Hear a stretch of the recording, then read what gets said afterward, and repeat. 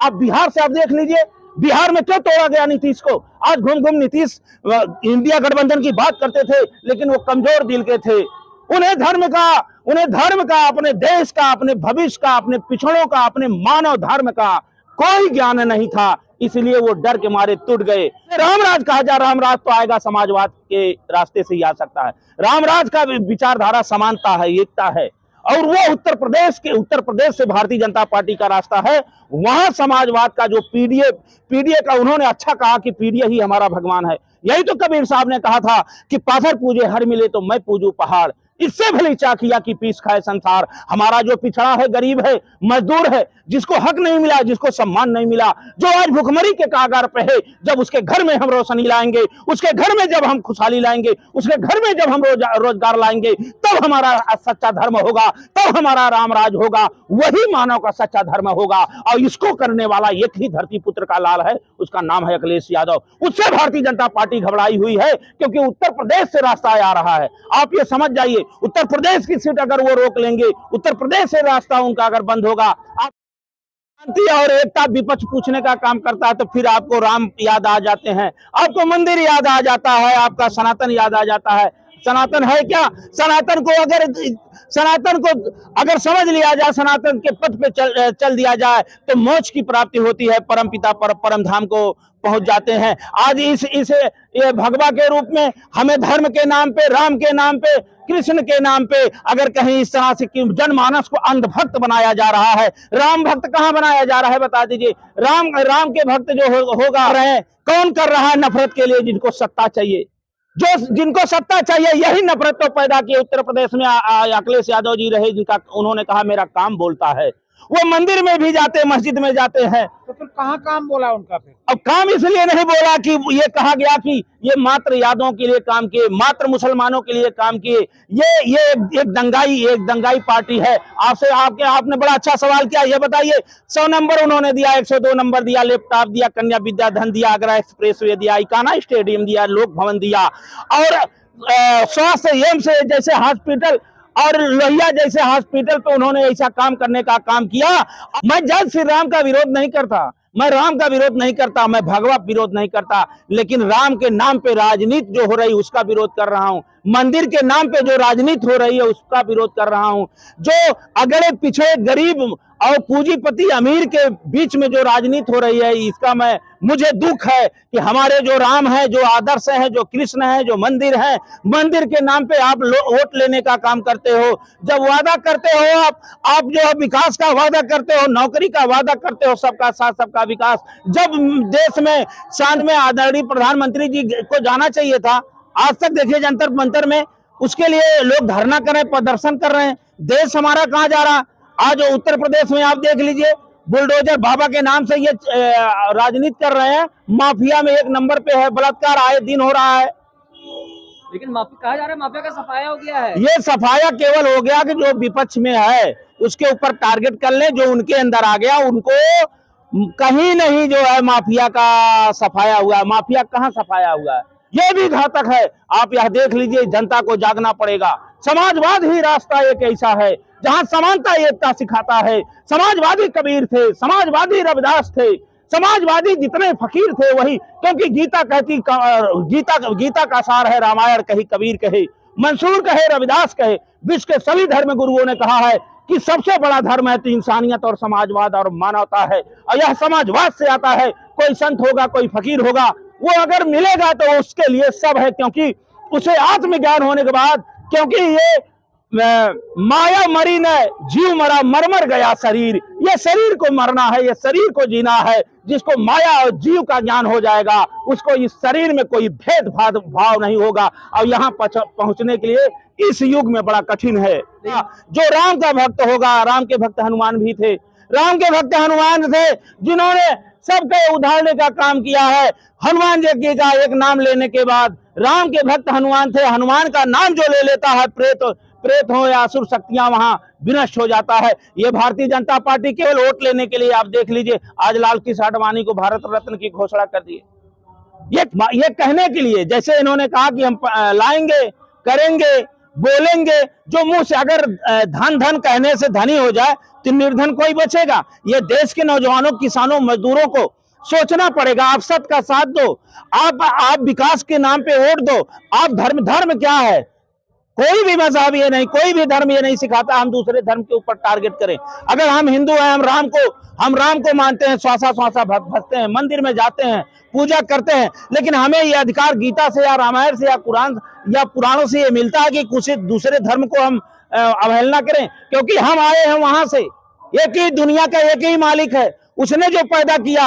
ये बता दीजिए कि अगर रक्त एक शंकराचार्य को, एक सन्यासी का, एक संत का या किसी का रक्त अगर निकाल दिया जाए, कोई विश्व का कोई धर्म वैज्ञानिक ये नहीं बता सकता कि ये हिंदू का है, ये मुसलमान का है। यहाँ केवल अपने दुकानों के लिए, अपने लोगों को बंटवारा करने के लिए, अपना राज करने के लिए, यही तो अंग्रेजों ने किया था। या देखिए, भारतीय जनता पार्टी की नीयत हमेशा से यही रही है, नफरत फैला करके राज करना। तो ये जितने भी उत्तराखंड से लेकर के या कहीं पे भी हो रहा, आप देखिए गौकसी के तस्करी से लेकर कितना भी है, ये चाहे धर्म का नाम लेते हो, हिंदू का लेते हो, अगड़े पिछड़े का लेते हो, दलित का लेते हो, ये मात्र वोट के लिए ये कर रही है भारतीय जनता पार्टी, क्योंकि इनकी जमीन खिसक चुकी है। अब धर्म का कार्ड नहीं चल पा रहा है, तो हिंदू मुसलमान के करके इस देश में यही तो विडंबना है। अन्य देश विदेश में आप देखिए, विदेशों की क्या नीति है, क्या टेक्नोलॉजी है, कहाँ जा रहा है नौजवान, जा रहा है कहाँ देश जा रहा है।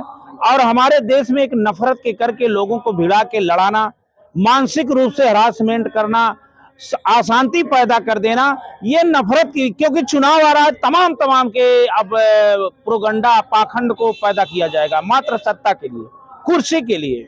इन्हें न धर्म से मतलब है, न मजहब से मतलब है, और जहां नफरत भी जिनके लिए फैला रहे हैं उनसे भी इनका कोई मतलब लेना देना नहीं है। लेकिन भाजपा सरकार में कहा जा रहा है 9 साल की मिसाल में तो काफी विकास हुआ है। ये कुछ नहीं विकास हुआ है, एक पैसे का विकास नहीं हुआ। कहाँ विकास हुआ?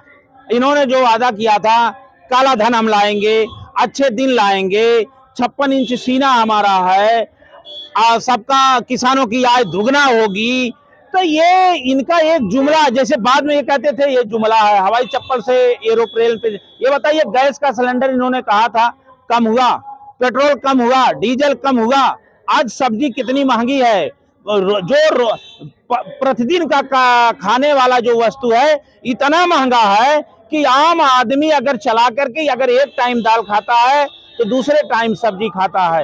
ये सरकार केवल अपने सत्ता में बने रहने के लिए नफरत के बीच बो रही है। लेकिन अब पूरा देश जो है, कहा जा रहा है कि जय श्री राम बोलेगा, राम मंदिर का भव्य तरीके से उद्घाटन हुआ, कैसे देखते हैं? ये पूरा देश कहाँ बोल रहा है?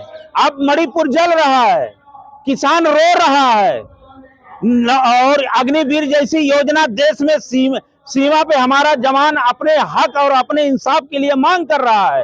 ये पूरा देश कहाँ जय श्री राम बोल रहा है? आप देखिए किसानों का आज मणिपुर में जिस तरह से नंगी करके महिलाओं को दिखाया गया, ये हमारे लिए शर्मसार नहीं है? यही रामराज है क्या? ये रामराज में अगर ये होगा तो और राज्य में क्या होगा? आप बता दें, कंस राज में क्या हुआ था ये बता दीजिए। मणिपुर के वोट बटोरने के लिए मैं कहता हूं, मैं उत्तर प्रदेश से आता हूं, धरती पुत्र मुलायम सिंह यादव को क्यों नहीं भारत रत्न?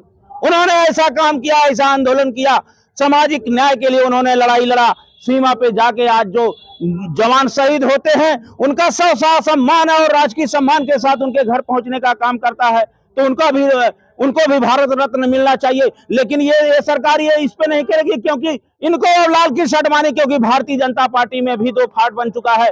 आप उत्तर प्रदेश के योगीनाथ जी का आप बयान देखिए, उन्होंने वस्त्र पे टिप्पणी कैसा किया था, तो ये आपस में ही ये टूटेंगे। आपको मैं बता दूं, सत्य की विजय जरूर होती है। किसानों की आय, गरीबों की आय या मजदूरों की आय से कोई बच नहीं सकता।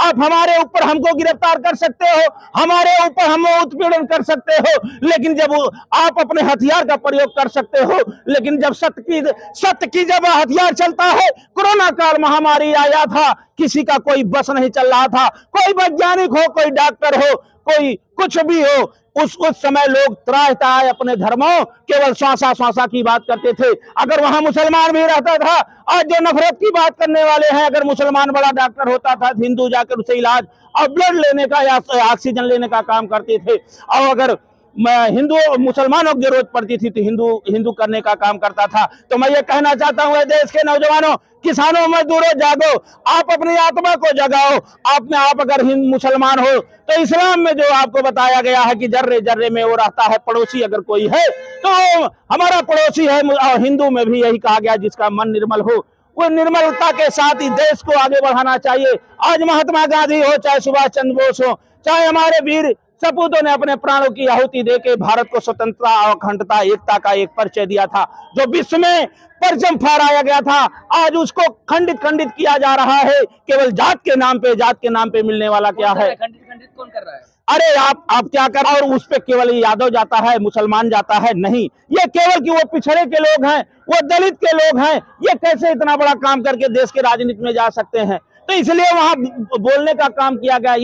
ये नफरत के बाजार को बंद होना चाहिए।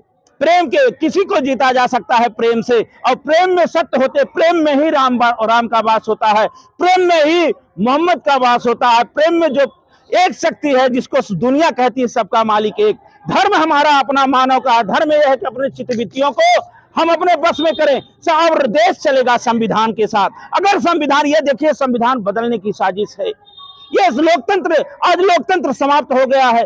आज लोकतंत्र बचा कहाँ है? संविधान बचा कहाँ है? ये जो चाह रहे हैं मनुस्मृति के साथ आज मनुस्मृति लागू करना चाहते हैं, जिससे मानवता के लिए, एकता के लिए, अखंडता के लिए हमारे देश में जी आदिवासी हैं, दलित है, चमार है, गोहार है, गड़रिया, भर, धरकार, कुर्मी, पटेल, बिंद, निषाद, जितनी जातियां हैं, इनके लिए ये घातक होगा।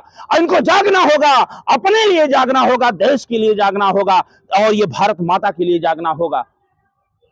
स्वामी जी, जिस तरह से अभी राम मंदिर का भव्य तरीके से उद्घाटन हुआ और मोदी जी की तस्वीर बड़ी दिखी, और जनता कह रही है कि जो राम को लाया है हम उसको लाएंगे, यानी 2024 से जोड़ा जा रहा है। यही तो बात मैंने कहा, बाबा योगीनाथ का भी तो रहना चाहिए। योगीनाथ की बड़ी होनी चाहिए। वो सन्यासी थे, उनके गुरु जो है राम मंदिर के लिए आंदोलन किए थे, शंकराचार्य किए थे, संत किए थे। तो वह संतों का काम था, क्योंकि ट्रस्ट मंदिर बनवा रहा, सुप्रीम कोर्ट के आदेश से मंदिर बना, जनता का पैसा लगा है। लेकिन श्रेय इसलिए ले रहे हैं कि उनकी जमीन खिसक गई। उन्होंने जो वादा किया था वो पूर्ण नहीं हुआ। और जो राम को कहां से लाएंगे बताइए? राम कहीं थे? राम हमारे जर्रे जर्रे में है। मैं कितनी बार कहा, कबीर साहब ने कहा था कि राम चारा, एक राम दशरथ का बेटा जो हमारी शरीर है, एक राम है घड़घड़ बासा जो हमारा जीव है, एक राम शकल पसारा जो एकदम माया यहाँ सब कुछ दिखाई दे रही है, एक राम है जगत से न्यारा जिनको सब लोग भजते हैं। तो राम को ये कहां से लाए हैं? विजय माल्या को लाना चाहिए, नीरव मोदी को लाना चाहिए, अच्छे दिन लाना चाहिए, 2 करोड़ नौकरी लाना चाहिए, और किसानों की आय दुगना लाना चाहिए, और जो हवाई चप्पल पे पहनने वाले, हवाई जहाज से उड़ने वाले के लिए टिकट लाना चाहिए, स्मार्ट सिटी लाना चाहिए, जो इन्होंने वादा किया था ये लाना चाहिए। तो राम राज्य तो आ रहा है, राम राज्य से ये राम राज्य यही है कि मणिपुर जल रहा है, राम राज्य यही है किसान भुखमरी के कागार पे है, राम राज्य यही है कि नफरत की बीज है, राम राज्य यही है कि देख करके सीबीआई चल रही है, राम राज्य यही है कि देख करके ईडी चल रही है, राम राज्य यही है कि किसान के घर में अगर दाल बन रहा है तो सब्जी नहीं, सब्जी बन रही तो दाल नहीं। दिवाली के दिन उसके घर में कड़ुआ तेल या तिल्ली का तेल जलाने के लिए क्या यही राम राज्य है?